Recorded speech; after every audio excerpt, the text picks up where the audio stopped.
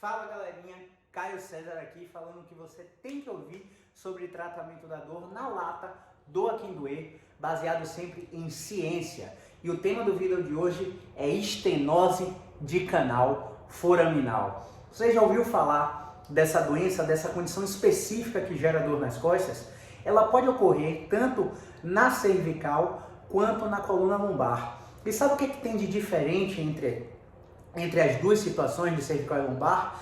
Na coluna lombar, a gente consegue ter muito mais resultado do que na coluna cervical. O que não quer dizer que você tenha que desistir de um tratamento conservador porque a estenose é na cervical. E eu vou te dar exemplos de por que você deve fazer o tratamento fisioterapêutico especializado para o tratamento da estenose de canal. Vamos lá. Quando você tem dor nas costas e a sua apresentação clínica, a forma como essa dor se manifesta é assim, olha só, eu tô com dor na lombar e eu não aguento ficar em pé, eu não aguento esticar minha coluna para trás, porque dói muito e irradia lá na minha perna. Eu sou um vovozinho de 60 anos que quando eu chego no mercado eu tenho que dobrar o tronco no carrinho e ficar pongado no carrinho, porque senão minha perna dói, eu não aguento ficar na posição ereta. Essa é a apresentação clínica da estenose de canal na coluna lombar. Só que ela pode se confundir com diversas apresentações clínicas e diversos diagnósticos. O paciente pode achar que está com a dor ciática, porque dói e vai pelo trajeto da perna até o pé, no trajeto do nervo ciático. O paciente pode achar que ele está com a radiculopatia, alguma compressão nervosa na raiz do nervo da coluna lombar que está propagando dor por toda a perna dele. O paciente pode achar que ele tem hérnia de disco, ele pode achar que ele tem degeneração, abaulamento. E sabe o que é importante para a fisioterapia? A sua apresentação clínica e não o seu diagnóstico. Você não está fadado a um diagnóstico. Nesse tratamento da estenose, a gente precisa ver, de acordo com a resposta que você apresenta, dos movimentos que a gente testa em consultório, se essa estenose, vamos brincar aqui, não tem isso na literatura, é só uma brincadeira de uma forma didática para você entender, se essa estenose é dura ou se essa estenose é macia. Caio, como assim estenose dura e estenose macia? A estenose dura, ela acontece em 26% dos idosos ou de adultos jovens, por exemplo, 45 a 60 anos, também podem apresentar estenose degenerativa de canal. E não mostrar no exame de imagem, mas a apresentação clínica ser completamente compatível com o quadro de estenose. E aí a gente tem que perceber que se a estenose for dura, desses 26% do total, a gente não vai conseguir tratar com fisioterapia. Ou seja, 74% a gente consegue resultado com tratamento conservador. Mas não é aquela fisioterapia de choquinho, de gelinho, de alongamento, não é aquela fisioterapia que você vai, deita numa maca e o terapeuta fica só fazendo técnicas em você. É uma fisioterapia ativa, você precisa participar intensamente do tratamento da estenose. E aí como é que a gente faz? Se a estenose for macia, você vai ter resposta a algumas estratégias de carga que a gente utiliza. Por exemplo, a paciente chegou aqui agora com dor no glúteo e dor irradiada na perna com dormência associada. O que é que a gente fez nessa paciente? A gente fez uma avaliação mecânica, testou todas as direções de movimentos que são possíveis para a estenose de canal lombar e verificamos que toda vez que ela fazia extensão, a dor apresentava no glúteo e descia para a coxa. Era uma dor compatível com o sintoma dela. Ela está no shopping, ela vai no restaurante, no momento que ela está na fila, ela quer correr para sentar. Porque quando a gente senta, a gente abre espaço foraminal. E aí a raiz respira, oxigena e o paciente fica sem dor na perna, sem dor no glúteo. Então a apresentação clínica dessa paciente era compatível com a estenose. Mas não tem estenose lá na imagem. E ela responde a movimentos, responde a estratégia de carga. A gente colocou ela sentada na cadeira para tocar nos pés, dobrando o tronco de forma repetida, e cada vez mais o sintoma ia diminuindo e ela ia tolerando aquela referência que a gente tinha de dobrar o tronco para trás e produzir dor na perna. Então, se for estenose, é uma estenose macia que responde a movimento e ela tem um excelente prognóstico em 8 semanas, em 6 a 8 semanas. E quando a estenose é macia e não responde a movimento, a estratégia de carga, o que é que a gente faz? A gente coloca um protocolo de exercícios. E aí, galera, eu vou falar para vocês que não é para você pensar em fortalecer nada. O paciente não está fraco, ele vence a gravidade, ele anda, ele sobe escada, ele agacha. O paciente não está fraco, então é uma mania dos fisioterapeutas de dizer, ó, tá com fraqueza, vamos fortalecer.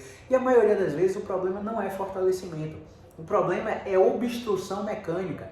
São amplitudes de movimentos na articulação que eles não têm até o final. Quer ver? Vou me afastar da câmera aqui e quero te desafiar a simplesmente dobrar o tronco para frente. Você ir lá embaixo até tocar nos pés. E eu quero que você me diga aí agora se isso dói, se isso só estica, se isso produz uma dor em uma zona que você não tinha, deixa aqui nos comentários.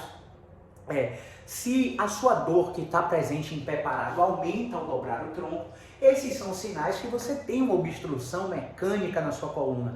E a mesma coisa acontece no pescoço. Quando essa estenose é no pescoço, geralmente ela produz dor irradiada até o braço. Geralmente ela produz dormência e formigamento na mão. E aí a gente tem que ficar ligado, porque esse diagnóstico se confunde com a ciatalgia do membro superior, uma tensão neural adversa de todo o nervo mediano, incapacitando o paciente, por exemplo, de dirigir. O paciente coloca a mão no volante, avança a cabeça, adormece o braço todo e não consegue dirigir por causa de uma coisa que é altamente tratável com um tratamento conservador. Caio, mas e a estenose dura? Olha, a estenose dura, muito provavelmente esse paciente precise de bloqueios de plexo neural, bloqueios transforaminais, bloqueios que são procedimentos feitos por médicos, ortopedistas, especialistas em coluna ou anestesiologistas, clínicos da dor. Existem diversos tipos de bloqueio, aí eu não vou me aventurar nessa área porque não é minha área de domínio, de expertise. Geralmente a gente encaminha para médicos, anestesiologistas, clínicos da dor ou ortopedistas especialistas em coluna. E é muito importante trabalhar em conjunto com um ortopedista nos casos da estenose ser a estenose dura, didaticamente falando. Aquela estenose que não responde a movimento. Você colocou um protocolo de tríplice flexão para abrir espaço na coluna desse paciente. Esse paciente refere uma melhora do sintoma na sua frente, mas com 24 ou com 48 horas ele continua igual a quando ele chegou no consultório. Ou então, ele tem uma melhora tão mínima, mas tão mínima, que não é referenciada nos testes funcionais. Por exemplo, eu coloco o paciente sentado aqui, ligo o cronômetro, e aí peço para ele levantar, ir lá fora da clínica e voltar. E ele tem que fazer isso, andar 300, 600 metros em 3 a 5 minutos. E eu anoto essa referência. E aí o paciente diz que melhorou, mas melhorou numa percentuagem mínima que não impactou no seu teste funcional. Entende? Então, a referência funcional do paciente não melhorou, só melhorou o sintoma. E o paciente está te procurando não só pela dor, ele quer conseguir ficar em pé, ele quer conseguir malhar, ele quer conseguir ir no shopping e andar no shopping, bater perna no shopping, ele quer conseguir correr. O paciente te procura para melhorar a função dele. A dor por dor, ele toma um analgésico, ele se automedica, como a maioria faz. Então, quando a dor gera incapacidade, é que o paciente te procura. E aí, nesse caso de estenose dura, você precisa trabalhar junto com o ortopedista. Esse ortopedista, ou esse clínico, ou esse anestesiologista vai fazer um bloqueio, vai fazer 2, 3 bloqueios no intervalo de 15, 21 dias e o paciente vai voltar para você, e quando ele voltar para você, você vai testar a função dele, vai ver se ele passa a responder mecanicamente. Eu já tive pacientes com estenose que não respondiam mecanicamente a meus movimentos e eu já estava entregando ele para o anestésio para fazer o bloqueio e prosseguir com o tratamento e talvez ser encaminhado para a cirurgia. Depois de 2 bloqueios no intervalo de 15 dias, o paciente voltou para mim e na reavaliação ele apresentou uma condição muito específica que a gente chama de preferência direcional. A gente descobriu um movimento no problema dele que desobstruía a coluna dele, diminuía a dor na perna e ele recuperou a função. Então, quando o fisioterapeuta pega um paciente com estenose dura ou com radiculopatia que não responde mecanicamente, é muito importante você ter um colega médico do lado, porque pode ser que 2, 3 bloqueios façam com que esse paciente melhore e mude de apresentação clínica para que você tenha sucesso no seu tratamento.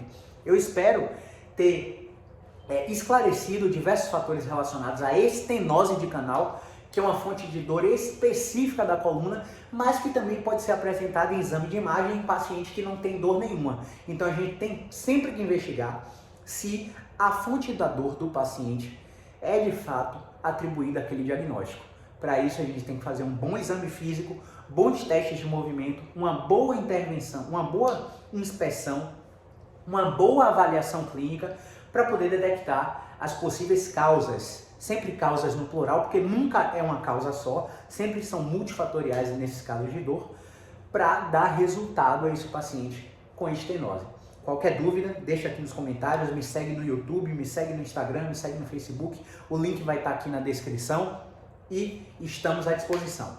Movimento é vida.